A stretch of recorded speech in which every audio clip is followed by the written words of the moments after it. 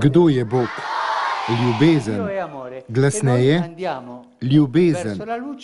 Bog je ljubezen. Mi hodimo proti tej luči, da bi našli Božjo ljubezen. Božja ljubezen je vedno v nas. Nikoli nas ne zapusti, vedno je z nami. Tako je dejal papež Frančišek približno 500 otrokom, ki so se srečali z njim v sklopu pobude Dvorišče za otroke, ki jo je pripravil Papeški svet za kulturo.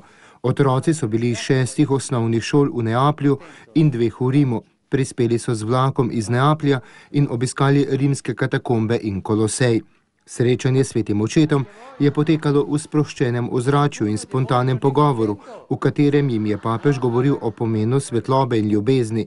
Prinesli ste mi zemljo teme, je papež komentiral zemljo iz katakomb, ki so mu jo poklonili otroci. To temo pa je treba spremeniti v svetlobo. V luč je zbranim dejal papež Frančišek.